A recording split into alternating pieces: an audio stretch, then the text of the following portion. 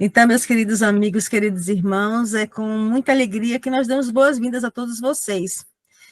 E, iniciando os nossos trabalhos, eu vou pedir que ou Letícia ou Bernadette possam fazer a divulgação dos eventos que a Fraternidade Espírita Chico Xavier está promovendo para esse mês de agosto. Por favor. Então, como todos os presentes, né, devem saber que todas as quintas-feiras, das 20h30 às 21h15, nós nos reunimos, por enquanto virtualmente, né, vai chegar o dia da nossa sede física, para o nosso momento de explanação do Evangelho. No próximo dia 31 de agosto, os trabalhadores, aqueles que já são trabalhadores da Fraternidade Espírita Chico Xavier, farão uma reunião, capacitação, atualização sobre as dimensões. Encontro dos trabalhadores. Sobre o encontro dos trabalhadores. E no próximo dia 27 de agosto, ou seja, na data, né, que é feriado municipal, né, nós vamos iniciar o nosso grupo de estudo sobre as obras básicas do Espiritismo, as obras básicas, né, de Allan Kardec. Acontecerá sempre às terças-feiras, das 19h45 às 21h15.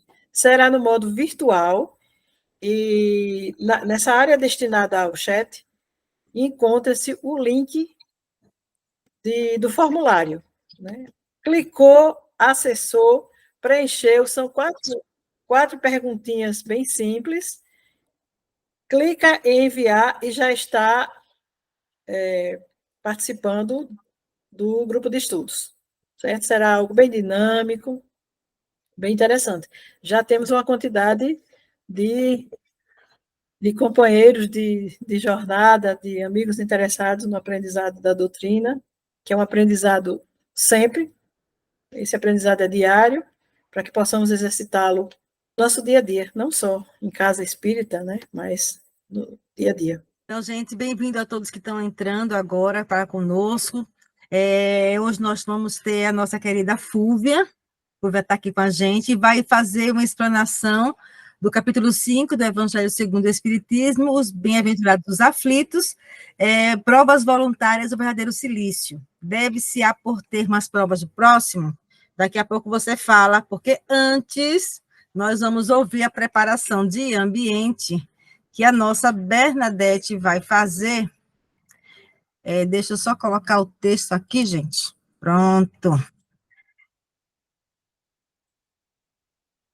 Pronto. Pequeno, né? Deixa eu aumentar, Berninha.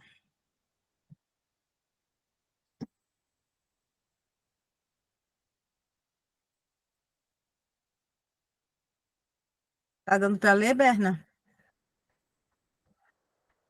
Sim.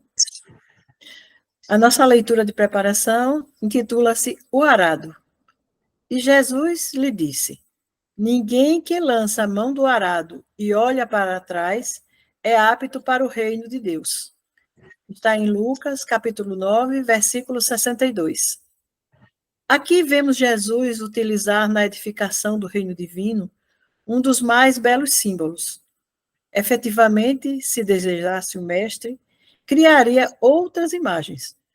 Poderia reportar-se às leis do mundo, aos deveres sociais, aos textos da profecia, mas prefere focar o ensinamento em bases mais simples. O arado é o aparelho de todos os tempos. Pesado demanda esforço de colaboração entre o homem e a máquina. Provoca suor e cuidado. E, sobretudo, fere a terra para que produza. Constrói o berço das sementeiras e, à sua passagem, o terreno pede para que a chuva, o sol e os adubos sejam convenientemente aproveitados. É necessário, pois, que o discípulo sincero tome lições com o divino cultivador, abraçando-se ao arado da responsabilidade na luta edificante, sem dele retirar as mãos. de modo a evitar os prejuízos graves à terra de si mesmo. Meditemos nas oportunidades perdidas, nas chuvas de misericórdia que caíram sobre nós e que se foram sem qualquer aproveitamento para nosso espírito. No sol de amor que nos vem vivificando há muitos milênios e nos adubos preciosos que temos recusado por preferirmos a ociosidade e a indiferença. Examinemos tudo isso e reflitamos no símbolo de Jesus. Um arado promete serviço, disciplina, adição e cansaço. No entanto, não se deve esquecer que depois dele chegam semeaduras e colheitas, pães no prato e celeiros guarnecidos. Emmanuel, pela psicografia de Francisco Cândido Xavier, do livro Fonte Viva. Graças a Deus. Gratidão, Berna. Então, meus queridos amigos, queridos irmãos, após esse momento, vamos acompanhar a prece que a nossa Sílvia vai fazer por todos nós. Boa noite a todos. Vamos acalmar os nossos corações e agradecer, Senhor, por este momento de estarmos reunidos mais uma vez em Teu nome, para o aprendizado tão belo da Tua seara. Que nós possamos, Senhor, com esse aprendizado, nos aperfeiçoarmos cada dia mais nas nossas lutas, nos nossos trabalhos. A gratidão, gratidão. Fica conosco, Senhor, que assim seja. Bom, meus queridos amigos, antes de passar para a Fúvia, o seu tempo de exposição não será diminuído, mas hoje nós estamos assim num dia um pouco mais especial, porque hoje a mamãe voltou, a nossa presidente que estava cumprindo a sua missão de mãe com seu filho e a família deste, voltou para Maceió hoje, né, e está aqui. Eu queria que desse as boas-vindas a nós, trabalhadores do Chico, visitantes do Chico, a todos nós que aqui estamos abraçando a mamãe com muito amor, dando-nos umas palavras de amorosidade, como mamãe sabe fazer. Eita, Meire, só você mesmo, olha. Hoje tinha uma alegria imensa estar de volta ao convívio de vocês. Estou muito feliz de ver a nossa casa cheia, esses corações lindos que só me emocionam. Para todos, seja bem-vindo e cuide de todos nós, que o Chiquinho está nos olhando. Beijo para vocês. Obrigada, Di, muito obrigada por tudo. Fúvia, meu amor, seja bem-vinda à Fraternidade Espírita Chico Xavier. Você agora, a palavra é sua, com a sua exposição, com seus estudos, que você vai compartilhar lindamente com todos nós. Fique muito à vontade, que Jesus lhe abençoe e lhe inspire. Assim seja. Boa noite, que Jesus nos abençoe a todos. É com muito prazer que aceitei esse convite, porque me sinto muito bem e gosto muito de falar sobre os ensinamentos de Jesus. E como a Mary Jane falou, hoje nós vamos refletir o 5º capítulo do Evangelho segundo o Espiritismo, especialmente os itens 26, que é provas voluntárias, verdadeiro silício, e o item 27, deve-se pôr fim às provas do próximo. O item 26 nos foi dado por um espírito que assina como o anjo guardião. E o item 27 foi por um espírito que assina como espírito protetor e se denomina Bernardine. Mas, desculpe aí.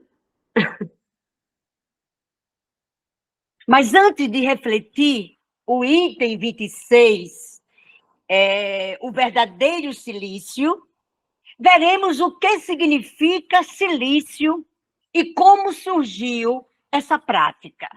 Silício. Silício é um cordão de arame ou uma corrente, né, com farpas, ou seja, com arame farpado, que os penitentes de algumas ordens religiosas faziam uso como instrumento de sofrimento, como, por exemplo, a Igreja Católica.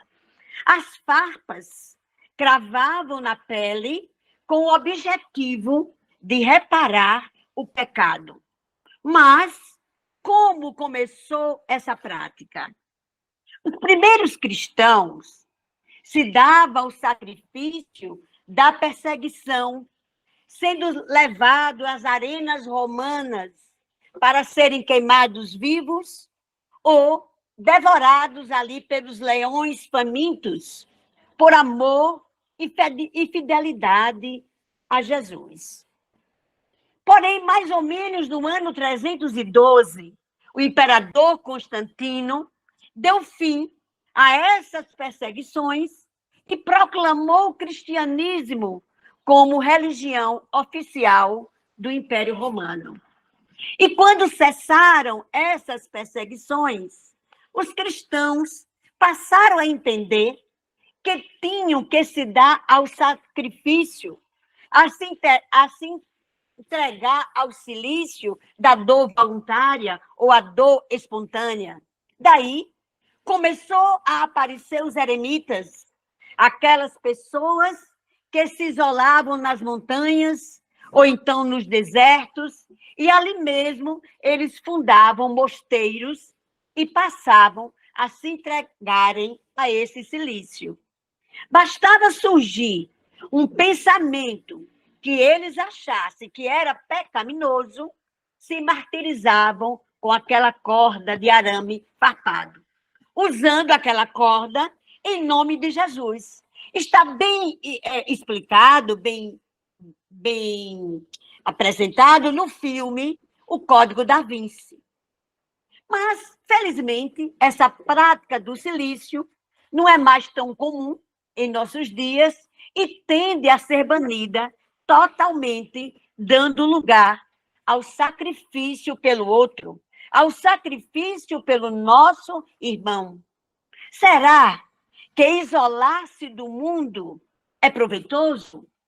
Será que fugindo de trabalhar, fugindo de sofrer as vicissitudes, nós vamos adquirir as virtudes que Jesus proclamou ali no Sermão do Monte? Isolar-se é simplesmente mascarar o egoísmo através de uma falsa santidade. Mas a doutrina espírita, além de nos trazer esse entendimento histórico, ela nos esclarece que não é necessário mais sofrimentos. Já bastam as nossas vicissitudes do dia a dia. O anjo guardião, que nos ditou essa mensagem, nos faz a seguinte pergunta: por que aumentar as nossas dores? E ele próprio nos responde aplicando o ensino socrático, que é respondendo com outra pergunta. É correto tirar um espinho que está machucando ali o nosso corpo? E ele mesmo responde: sim, é correto.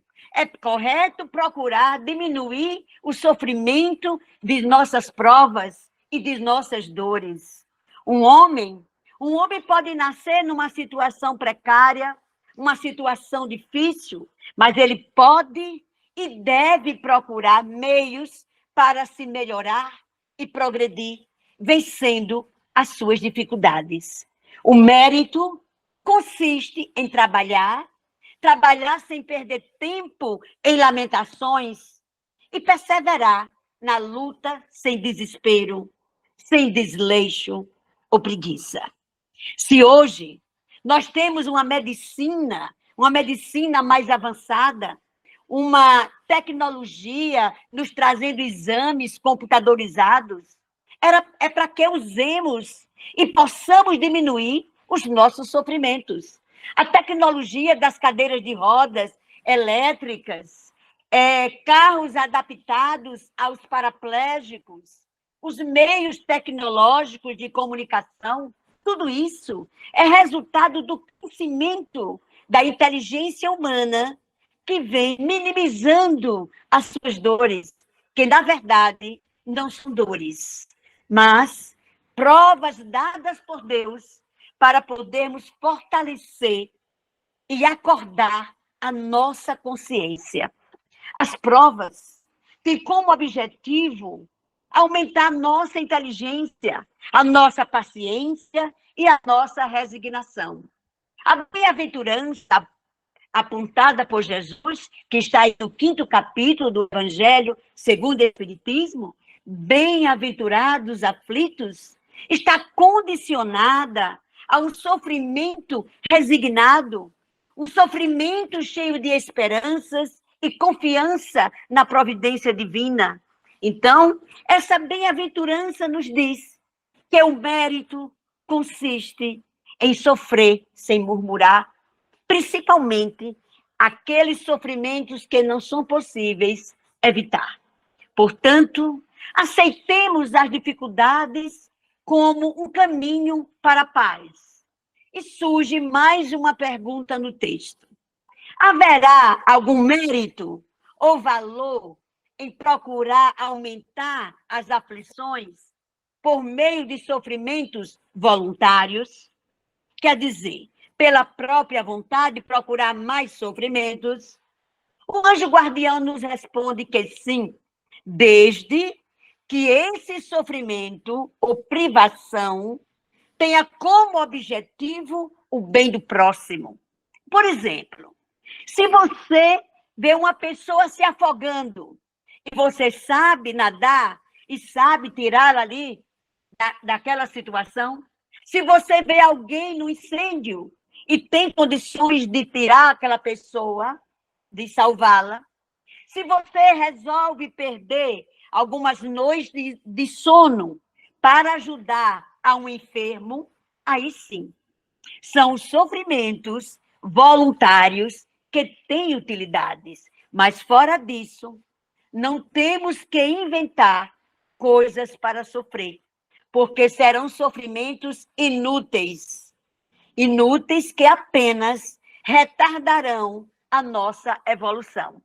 Nós temos necessidades de todas as nossas forças para cumprir a nossa missão aqui na Terra. Então, se eu enfraqueço o corpo, se eu firo o meu corpo, eu estou praticando um erro. Seria mesmo o mesmo que espancar um carro porque o motorista o utilizou num crime, culpando a máquina pelo seu desvio.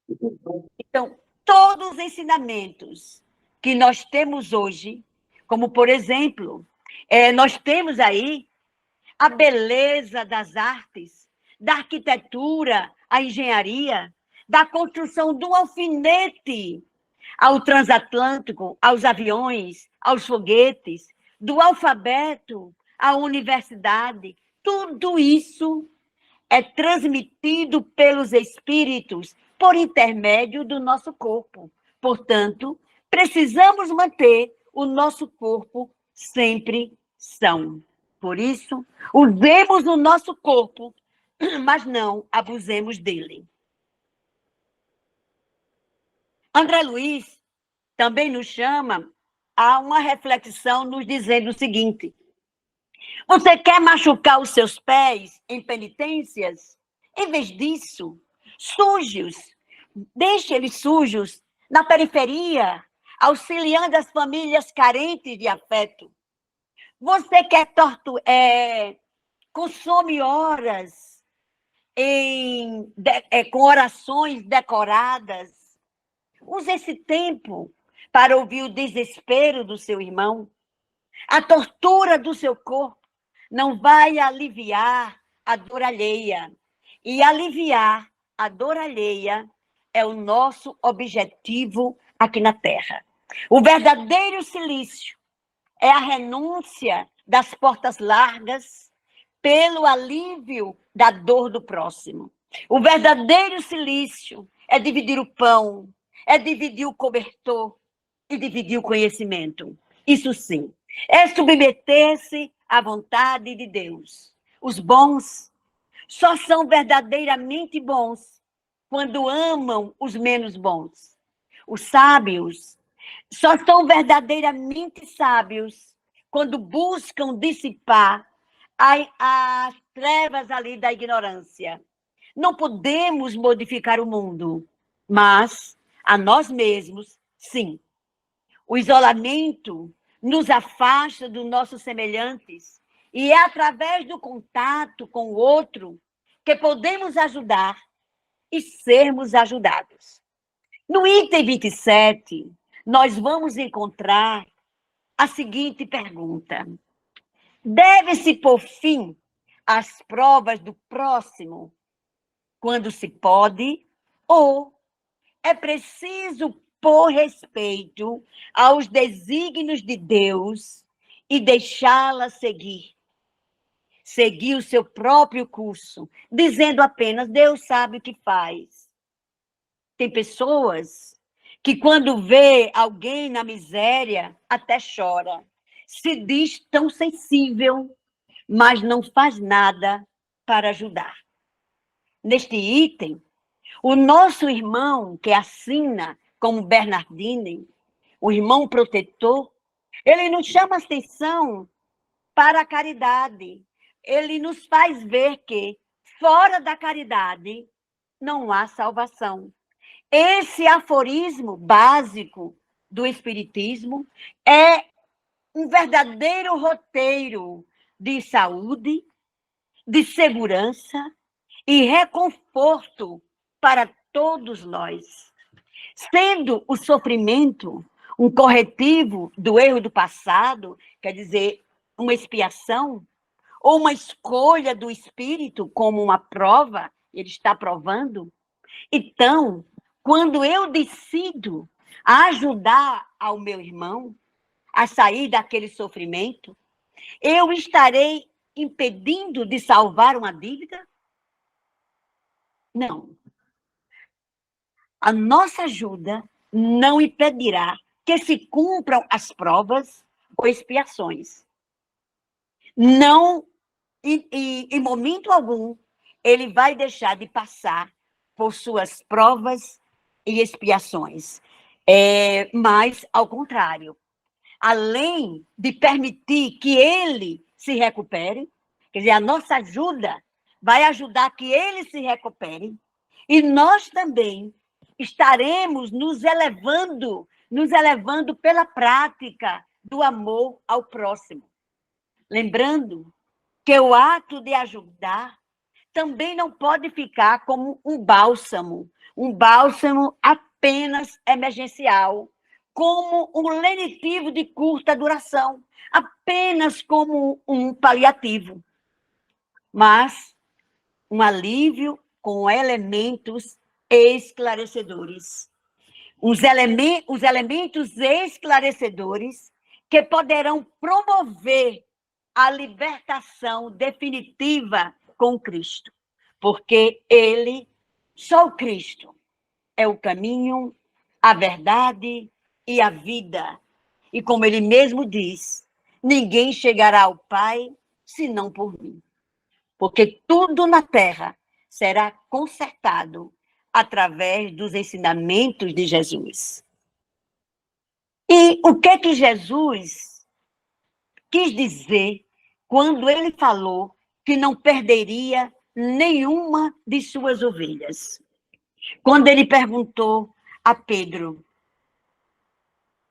ele perguntou a Pedro por 3 vezes: Pedro, tu me amas?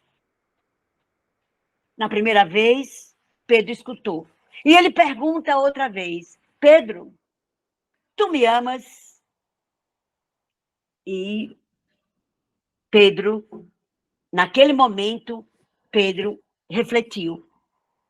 E Jesus pergunta pela 3ª vez: Pedro, tu me amas? Naquele momento, na 3ª vez, Pedro sentiu. Então, na primeira vez, ele escutou, na segunda, ele refletiu, e na terceira, ele sentiu. Então, Jesus lhe diz: então, cuida das minhas ovelhas. Ou seja, vamos à prática. Um ensinamento que está no livro Renúncia, dito por Alcione, personagem do livro, escrito por Emmanuel, e na psicografia de Francisco Cândido Xavier.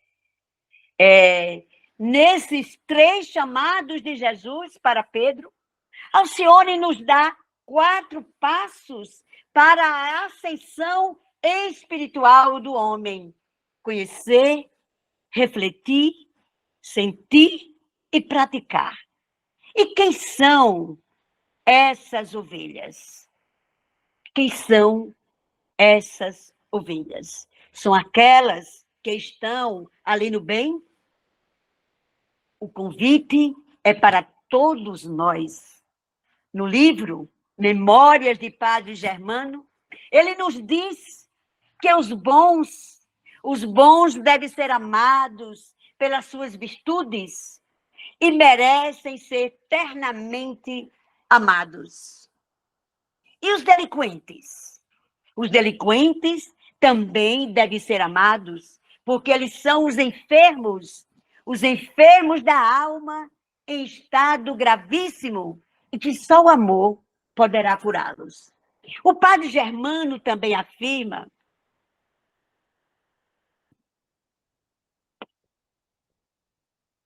que, com a caridade, a alma mais atribulada, mais confusa, ela se consola.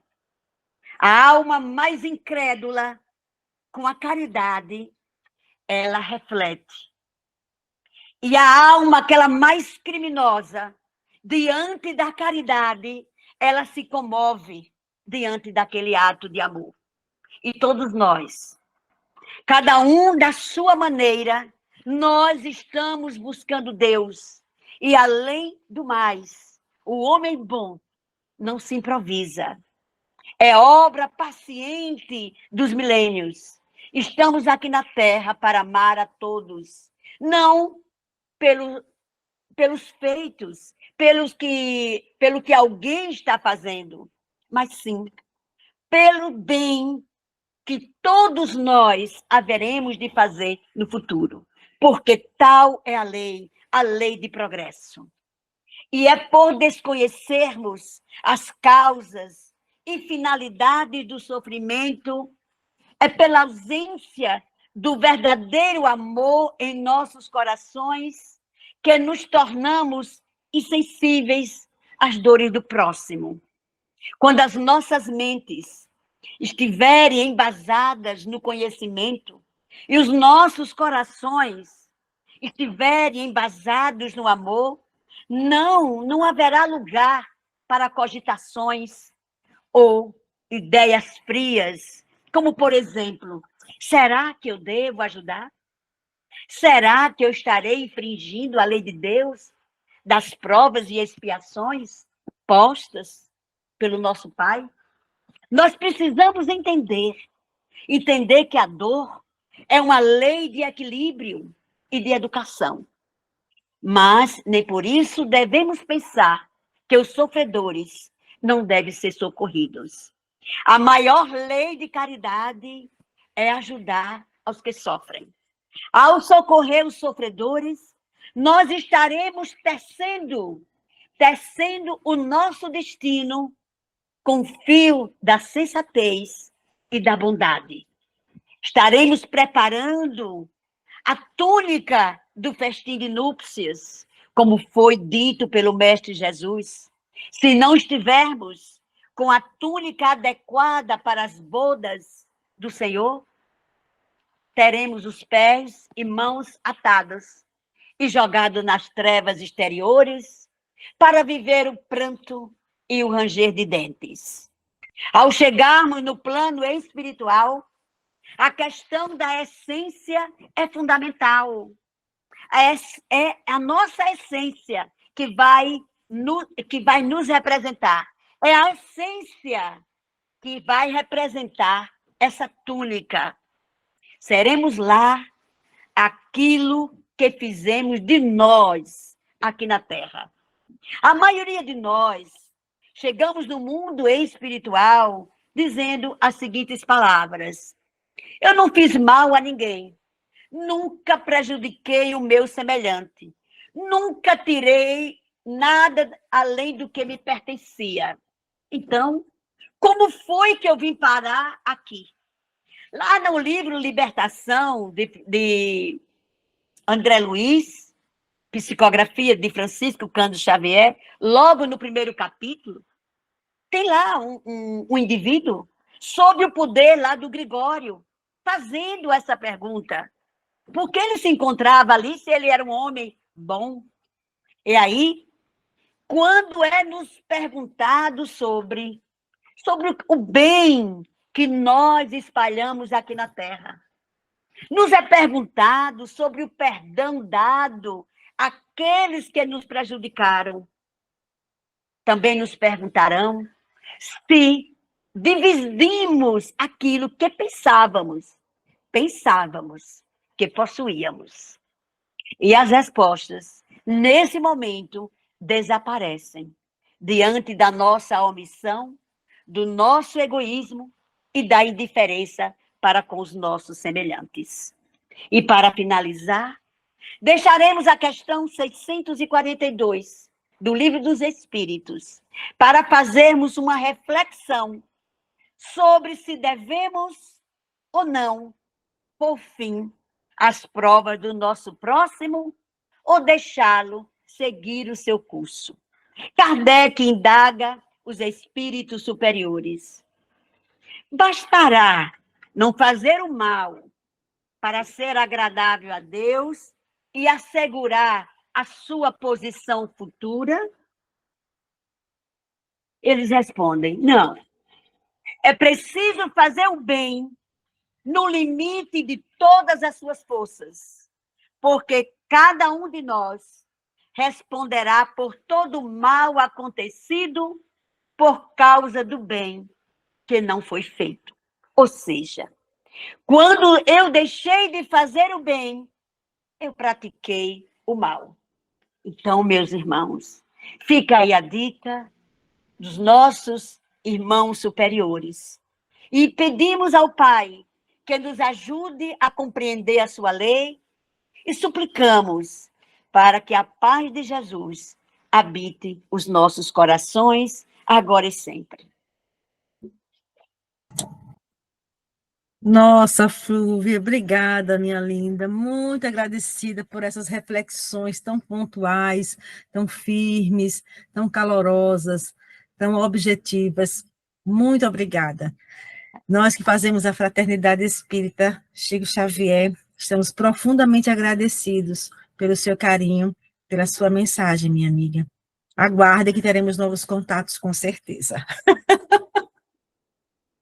Bom, meus queridos amigos, então chegamos ao término dos nossos trabalhos, da nossa quinta-feira, do nosso Evangelho. Pedimos todos que possam, nesse instante, acalmar as emoções íntimas, trazer todas essas reflexões para a intimidade do ser, para que assim possamos elevar os pensamentos a Jesus de Nazaré, para fazer a prece final dos nossos trabalhos.